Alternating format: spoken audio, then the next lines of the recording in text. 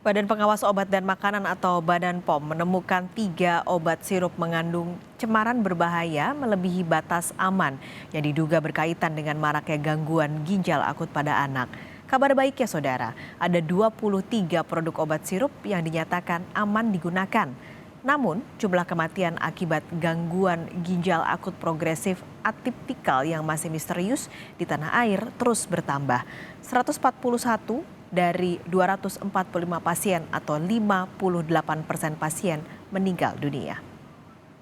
Kemarin kita mendapatkan 133, hari ini dilaporkan kasus kematian sebanyak 141. Jadi ada sedikit peningkatan dari fatalitas rate-nya yaitu sebesar 58%.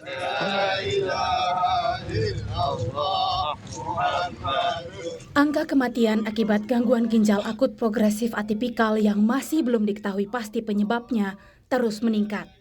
Per 23 Oktober, angka kematiannya mencapai 58% dan mayoritas adalah pasien di bawah usia 5 tahun. Salah satunya adalah Muhammad Ali Subadar. Balita yang belum genap 2 tahun asal Kabupaten Pasuruan, Jawa Timur ini meninggal dunia setelah sempat demam tinggi dan meminum obat sirop. Demamnya sembuh, tapi kondisinya terus menurun setelah ia tak bisa buang air kecil beberapa hari. Gejalanya anak saya pertama kan demam terus nggak bisa pipis hari ini gitu kan.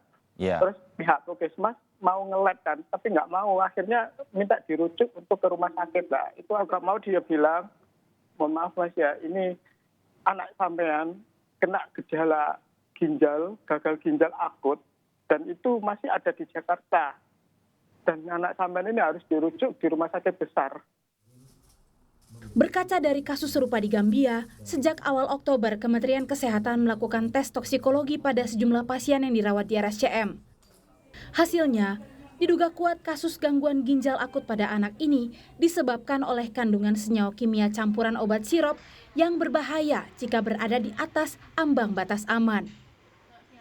Dari 11, 7 anak positif memiliki senyawa berbahaya tadi.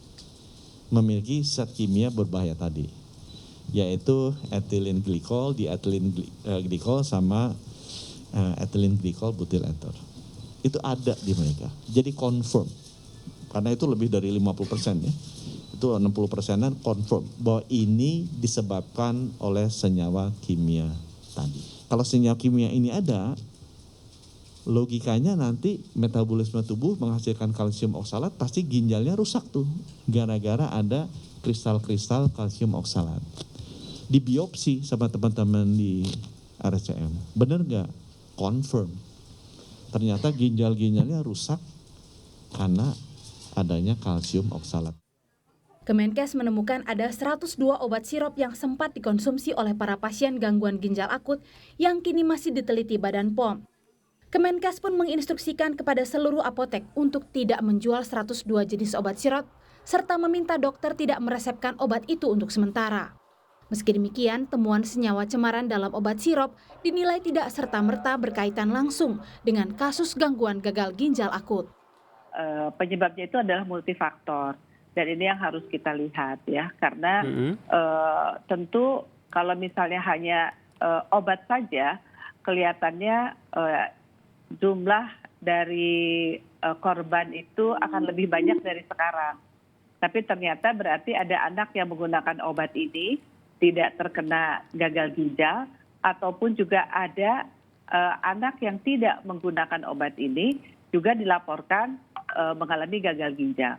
Sehingga walaupun kita juga melihat adanya salah satu faktor yang menyebabkan itu adalah cemaran dari EG dan DEG di dalam sirup obat, tetapi juga kita ingin meneliti kira-kira ada hal lainkah yang turut mempengaruhi sehingga terjadi kejadian gagal ginjal akut pada anak. Badan Pengawas Obat dan Makanan pun telah memeriksa 33 dari 102 obat yang sempat dikonsumsi para pasien gangguan ginjal akut. 3 obat dinyatakan mengandung cemaran etilen glikol dan dietilen glikol melebihi ambang batas aman, meski belum tentu menjadi penyebab utama gagal ginjal akut. Ada 3 produk yang telah dilakukan pengujian dan dinyatakan mengandung cemaran EG dan DEG melebihi ambang batas aman.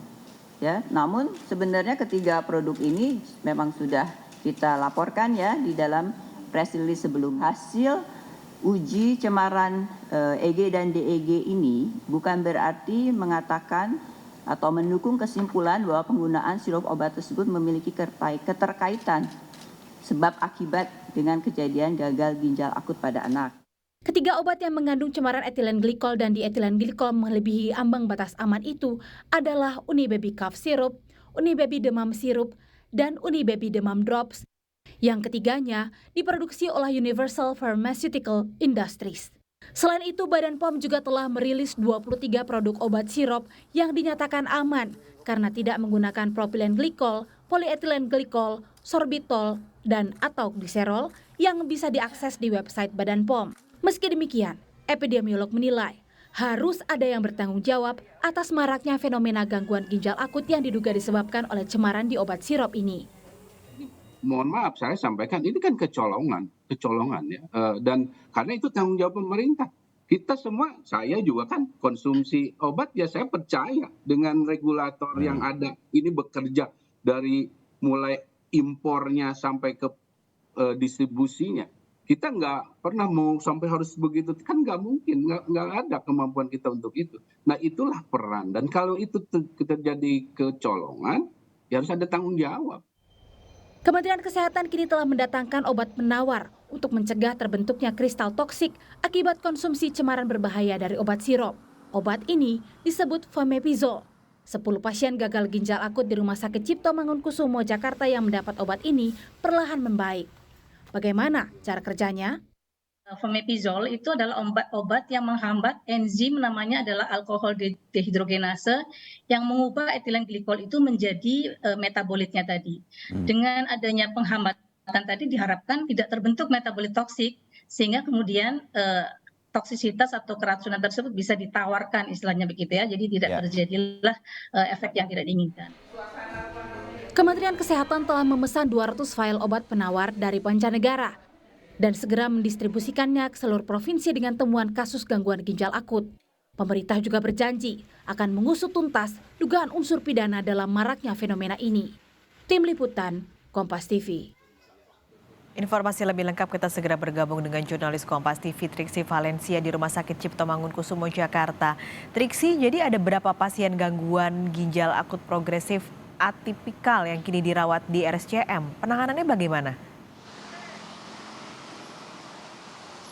Ya Paskalis, kalau mengutip apa yang disampaikan oleh Direktur Utama Rumah Sakit Cipto Mangunkusumo, setidaknya sampai hari Kamis 20 Oktober 2022 menyampaikan ada 11 pasien yang dilakukan perawatan atau mendapatkan penanganan di RSCM. Di mana dari Dr. Lisdina Liastuti selaku Dirut RSCM ini menyampaikan 10 pasien diantaranya berada di ruang PICU atau Pediatric Intensive Care Unit, sementara 1 anak lagi mendapatkan perawatan secara intensif di ruang ICU. Untuk kondisinya pada saat dirujuk ke RSCM memang disampaikan sudah dalam atau masuk dalam kategori parah. Ya ini berarti tidak bisa berkemih sama sekali. Maka dari itu dilakukan perawatan 10-nya di ruang PICU dan 1 orang lagi di ruang ICU Paskalis dan juga saudara. Meski demikian pada saat konferensi pers kemarin juga turut disampaikan bahwa terhadap pasien yang dilakukan perawatan di RSCM ini juga sudah diberikan atau sudah diberikan obat penawar atau yang disebut dengan Fomepizole yang didatangkan dari Singapura. Setidaknya ada 10 vial yang sudah didatangkan kemudian langsung diberikan pada hari Selasa 18 Oktober 2022 kepada pasien yang ada di RSCM ini. Semalam atau pada minggu malam Siti Nadia Tarmizi selaku Kabiro Humas Komunikasi dan juga Pelayanan Publik Kementerian Kesehatan menyampaikan bahwa efektivitas dari obat penawar ini sudah mulai terlihat Paskalis dan juga saudara.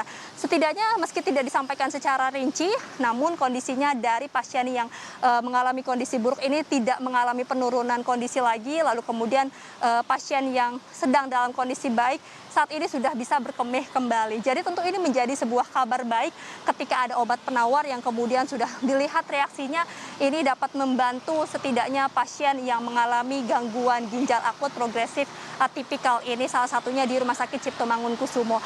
Maka dari itu, Paskas dan juga saudara, pemerintah ini juga sudah membuat upaya selain terus melakukan investigasi terkait apa yang menjadi penyebab dari kasus atau gangguan ginjal akut progresif atipikal ini. Salah satunya lagi yang dilakukan adalah akan mendatangkan atau membeli obat penawar ini. Bukan hanya dari Singapura saja, tapi rencananya akan ada dari Australia juga yang sudah dilihat kemudian kesesuaiannya dan juga hasil dari konsultasi dari berbagai ahli. Ini yang nantinya juga akan didatangkan untuk setidaknya dapat menekan fatality rate yang disampaikan oleh Siti Nadia Tarmizi semalam, bahwa dari beberapa hari saja yang sebelumnya hanya 55%, pada hari Minggu malam ini mencapai 58%. Maka dari itu, Paskas dan juga saudara, ini bisa menjadi kabar baik. Kemudian bagaimana reaksi dari obat penawar yang sudah diberikan kepada pasien dengan gangguan ginjal akut progresif atipikal ini. Kemudian disampaikan terkait takaran dosis yang diberikan dari obat penawar kepada pasien. Menurut Direktur Utama RSCM yakni Dr. Lisdina Liastuti, disampaikan dosis yang diberikan ini salah satunya berdasarkan berat badan pasien. Maka dari itu saat ini seperti apa kemudian perkembangannya, karena memang sudah melihat waktunya sudah berjalan hampir 1 minggu, Paskas dan juga saudara, ini yang terus dinantikan terkait perkembangan terbaru dari pasien yang sudah mendapatkan obat penawar dari Rumah Sakit Cipto Mangunkusumo ini. Paskalis. Nah, lalu Triksi, untuk kondisi pasien yang dinyatakan sembuh ini bagaimana? Apakah nantinya mereka harus tetap menjalani cuci darah karena ini berhubungan dengan ginjal? Ya, hal ini saya mengutip dari apa yang disampaikan oleh juru bicara Kementerian Kesehatan yakni Muhammad Syahril, bahwa setelah dilihat memang ada beberapa pasien yang sudah dinyatakan sembuh, kemudian juga sudah diperbolehkan pulang, tidak mendapatkan penanganan lagi atau perawatan lagi dari rumah sakit. Disampaikan mereka atau pasien ini tidak perlu lagi melakukan terapi atau tidak perlu melakukan lagi cuci darah. Jadi yang harus dilihat adalah ketika sudah hilang gejala seperti diare, demam, batuk, dan pilek, lalu juga terkait frekuensi dan juga volume dari berkemih anak ini sudah mulai bertambah, ini yang menjadi tanda-tanda bahwa memang sudah ada perbaikan dari ginjal anak tersebut. Maka dari itu untuk cuci darah ini sudah tidak diperlukan lagi sampai saat ini, disampaikan ketika anak sudah dinyatakan sembuh dan juga sudah diperbolehkan untuk pulang. Itu setidaknya disampaikan oleh Muhammad Syahril ketika melihat bagaimana perkembangan dari anak-anak yang sudah sembuh dari gangguan ginjal akut progresif atipikal ini. Paskalis. Baik, terima kasih Triksi Valencia melaporkan langsung dari RSCM Jakarta.